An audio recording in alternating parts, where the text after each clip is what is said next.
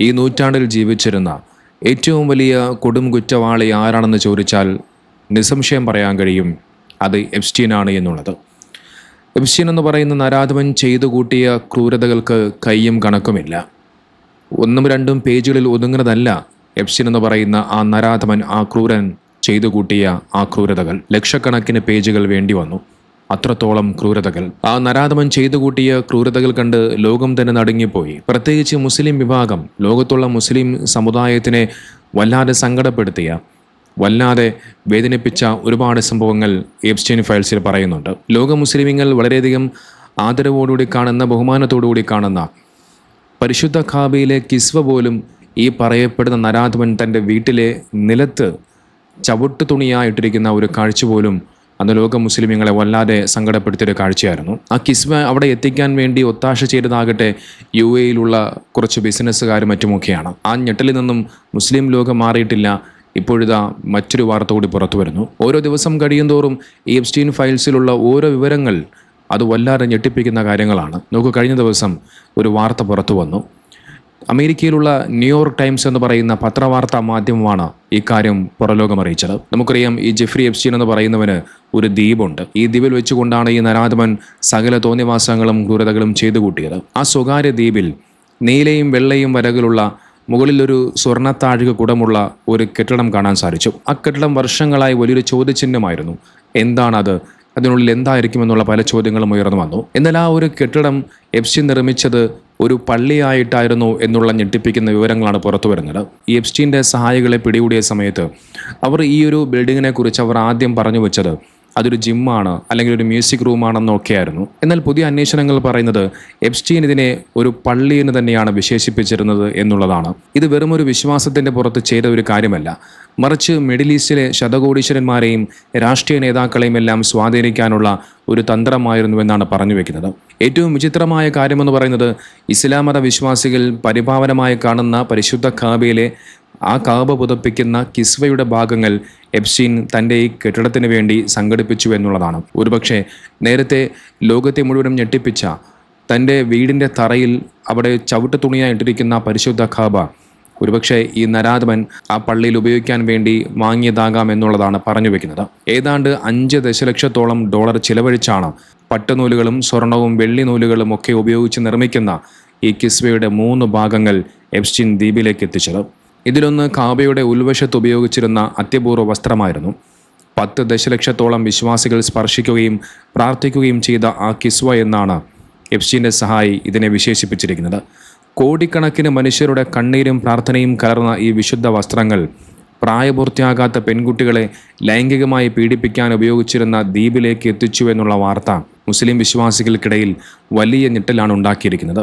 എപ്സ്റ്റീൻ്റെ ഈ ഒരു പള്ളി നിർമ്മാണം കേവലം വാസ്തുവിദ്യാ കൗതുകം മാത്രമായിരുന്നില്ല, മറിച്ച് മിഡിൽ ഈസ്റ്റിലെ അധികാര കേന്ദ്രങ്ങളുമായി അടുത്ത ബന്ധം സ്ഥാപിക്കാനുള്ള ഒരു തന്ത്രം കൂടിയായിരുന്നു. പല അറബ് നേതാക്കളുമായി അടുത്ത ബന്ധം പുലർത്താൻ എപ്സ്റ്റീൻ ആഗ്രഹിച്ചിരുന്നു. സൗദിയിലെ പെട്രോളിയം കമ്പനിയായ അരാംകോ ഓഹരി വിപണിയിലെത്തുമ്പോൾ അതിൻ്റെ സാമ്പത്തിക ഉപദേഷ്ടാവാകാൻ എപ്സ്റ്റീൻ ശ്രമിച്ചിരുന്നതായി ഈ രേഖകൾ പറയുന്നുണ്ട്. ഇതിനായി നോർവീജിയൻ നയതന്ത്രജ്ഞനായ ഡെർജെ റോഡ് ലാർസൺ വഴി എപ്സ്റ്റീൻ ബന്ധപ്പെട്ട വൃത്തങ്ങളുമായി ബന്ധപ്പെട്ടിരുന്നു. സൗദി കോൺസുലേറ്റിൽ നിന്ന് തനിക്ക് പ്രത്യേക ക്ഷണമുണ്ടെന്ന് വരെ ഇയാൾ അവകാശപ്പെട്ടിരുന്നു.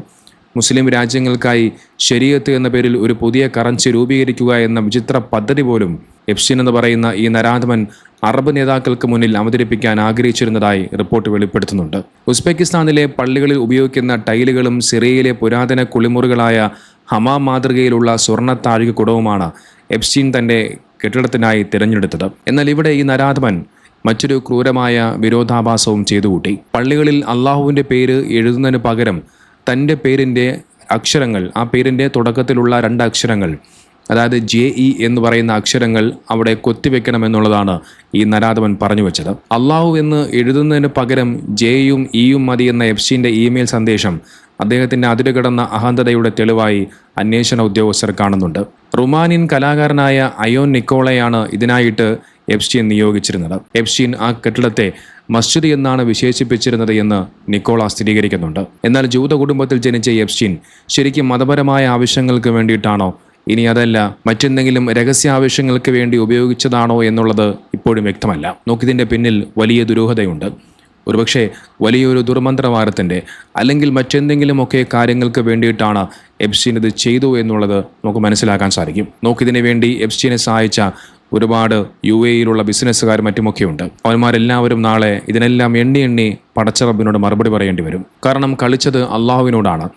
അള്ളാഹുവിൻ്റെ പേര് മാറ്റി തൻ്റെ പേര് എഴുതണമെന്ന് എപ്സ്റ്റീൻ അവിടെ ആവശ്യപ്പെടുന്ന സമയത്ത് എപ്സ്റ്റീൻ താനാണ് ദൈവം, താനാണ് വലിയവനെന്നുള്ള ആ ഒരു അഹന്തതയിലേക്ക് പോയി എന്നുള്ളത് മനസ്സിലാക്കാൻ സാധിക്കും. നമുക്കറിയാം, താനാണ് ദൈവം, താനാണ് വലിയവൻ, ഞാനാണ് അള്ളാഹു എന്ന് ലോകത്തോട് അഹന്തതയോടുകൂടി വിളിച്ചു പറഞ്ഞ ഫിർഔനെയും നമ്രൂദിനെയും എല്ലാം അല്ലാഹു സുബ്ഹാനഹു വ തആല വിശുദ്ധ ഖുർആനിലൂടെ നമ്മോട് കൃത്യമായി പറയുന്നുണ്ട്. പണവും സമ്പത്തും അധികാരവും ഒക്കെ കുന്നുകൂടിയപ്പോൾ താനാണ് ദൈവം, താനാണ് അള്ളാഹു എന്ന് ആ ധിക്കാരികൾ വിളിച്ചു പറഞ്ഞു. അവസാനം ആ ധിക്കാരികളുടെ അന്ത്യം എങ്ങനെയായിരുന്നു എന്നുള്ളത് ഇസ്ലാം കൃത്യമായി പഠിപ്പിക്കുന്നുണ്ട്. അല്ലാഹു സുബ്ഹാനഹു വ തആല സർവ്വരും നശിപ്പിച്ചു, എല്ലാം തകർത്ത് തരിപ്പണമാക്കി മാറ്റി. ആ നമ്രൂദിൻ്റെയും ഫിറോവിൻ്റെയും പാത പിന്തുടരാൻ വേണ്ടി ഇവിടെ എപ്സ്റ്റീൻ ശ്രമിച്ചിട്ടുണ്ട് എന്നുള്ളതാണ്. പണക്കൊഴുപ്പും അധികാരവും ഉപയോഗിച്ച് വിശുദ്ധമായ ഇസ്ലാമിനെയും അതിൻ്റെ ചിഹ്നങ്ങളെയും ഒക്കെ ഒരു ക്രിമിനൽ തൻ്റെ പൈശാചികത മറച്ചുവെക്കാൻ എങ്ങനെയൊക്കെ ഉപയോഗിച്ചു എന്ന് കേൾക്കുമ്പോൾ ഏതൊരു വിശ്വാസിയുടെയും ഹൃദയം വിറച്ചു പോവുകയാണ്. നമുക്കറിയാം, ഒരു പള്ളി എന്നുള്ളത് അള്ളാഹുവിനെ ഇബാദത്ത് ചെയ്യാനുള്ള ഇടമാണ്.